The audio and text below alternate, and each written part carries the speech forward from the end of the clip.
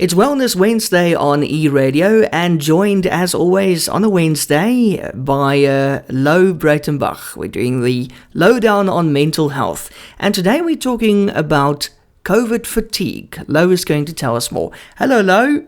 Hi, glad to be back. How are you doing this week? I'm good. How are you?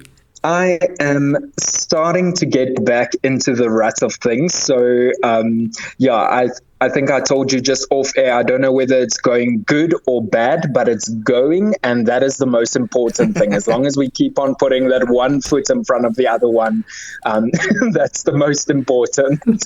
Absolutely. Today, you want to discuss COVID fatigue. What exactly is COVID fatigue? Is that the fact that I'm just so full of hearing about it, or what is it? Listen, I think it's a combo of both. So COVID fatigue, from a mental health standpoint, it looks a little bit different than just the symptoms of COVID, where you feel tired or you have a dry cough. So this looks a little bit more at the mental health aspects.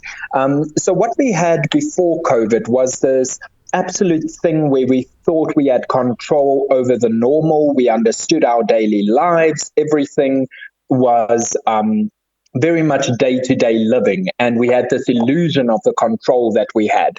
And that was taken away very fast, and a lot of people had to adapt to new social norms basically overnight. And, we went online, and suddenly people were losing their jobs, or you were working from home, and you are in constant lockdown. So everything that was normal to us was taken away. And now that people are slowly busy integrating back into society, and we are slowly but surely regaining a new sense of normal, we discovered that there's a thing where people just don't feel a little bit offbeat. There's not the same passion or energy there was. There are concerns, heightened anxiety, short-term depression from people who don't necessarily suffer from mental health illnesses, but who now more easily feel overwhelmed by going into shops, just finding it difficult to concentrate for long periods of time in a work environment that's not necessarily stimulating.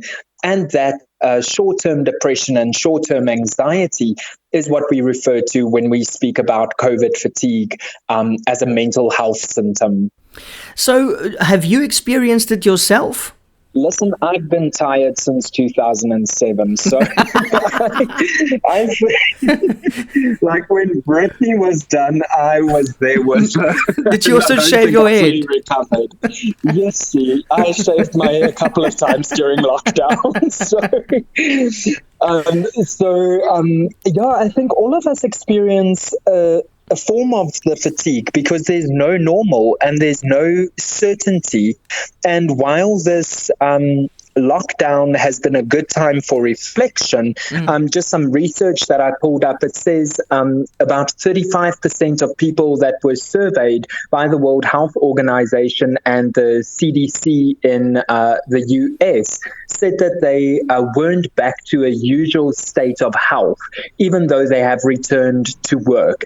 And the scientists that are dealing with this are now studying whether coronavirus actually created heightened anxiety and depression in these individuals, because it's not just the wearing of masks that now suddenly make you short breath. Yeah. It is that people really feel anxious to go into shops, and you are more aware of who touches you and who's around you. And for me personally, it's a thing of where I am a massive hugger. I love hugs. I'll hug people on the first introduction.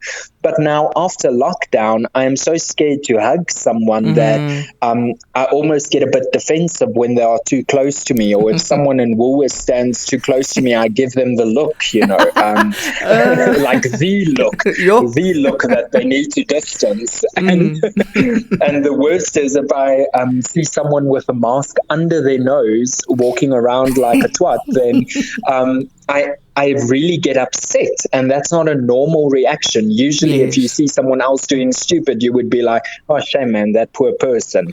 Now I'm like, irritated by it. So that's part of the symptoms of this mental wear down, where we just become so aware of what other people are doing that we are not focusing on our own happiness, our own health, our own mental well-being. So we almost imprison ourselves to become so easily overwhelmed because we're constantly evaluating, overthinking, overanalyzing, and definitely, if you're like me, you are also over-sanitizing because you become germophobic because you are so scared to touch anything that you spray and pray the whole day. Did you just say spray and pray? I love it. That's all you do. Oh, that's brilliant. That's all you do. But Louw, I'm actually wondering how the germaphobes are coping, because are they just doing what they usually do, or is it even more intense now? I'm wondering. I would personally imagine it to be worse because I think it heightens your triggers.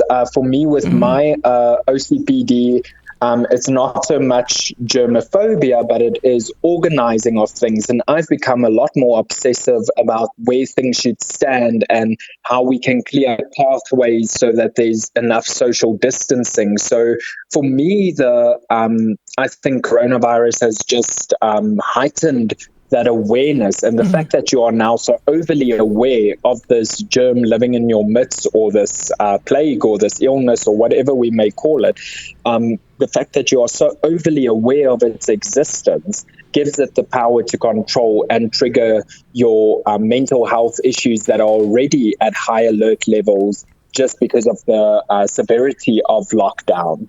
Louw, in closing, do you think that people are so over COVID now that they kind of become a bit irresponsible? Like, I'm not going to wear my mask. If it gets me, it gets me. People are tired of hearing about it. They're tired of this bloody mask and they can't breathe. I think I feel the same way. Do you think that is that part of COVID fatigue, if you feel like that?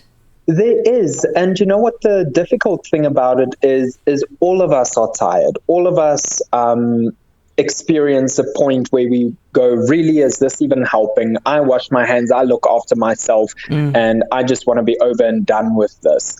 And the problem with that mentality, yes, it's part of COVID fatigue, but it also leads to irresponsible gatherings and where we put others at risk. So I find it much of a push and pull battle, because both sides have good and bad to them. Obviously, we can't stay isolated from friends and family till kingdom come, or wait for a vaccine to be discovered before we can return to the workplace. But it's all about social responsibility, and being a responsible human means looking out for yourself and the health and well-being of those around you. So for me, I would say, as long as you are responsible, as long as you are taking care and putting the right precautions in place as advised by the World Health Organization, and you know your family, you know who you stay with. If we are allowing taxis to travel at full capacity, there's no sense for me why a family cannot visit one another when they know each other's health histories and stuff. So it's all about making sure that you protect yourself and your community, and it comes down to that taking responsibility for yourself. If you are a cleanly human and you sanitize and you do your part, then by all means, I think lockdown can end for all of us if it were that easy. But I think it's a wonderful time to also be aware of what triggers other people and what makes other people uncomfortable. And I know for a fact that if I go visit a friend, even though I may be over my mask, if it's going to trigger their anxiety for me not to wear it, I would rather place my friend's well-being and anxiety at ease by sanitizing and putting on the silly mask for another 20 minutes just to keep them calm, because that's part of being a good human. And that's where mental health resides, is in being good humans for others. Exactly. Louw, you're a star. How can we follow you on social media? You guys can reach me on Instagram and Facebook. It's Louw Breytenbach 02, both the pages on there. So we post mental health articles. I often have small little debates there, and then some poetry and interesting facts about mental health that they can follow. So that's Louw Breytenbach 02. Looking forward to next week, Louw. Thanks so much. Thank you for the opportunity. I appreciate it. Have a good one.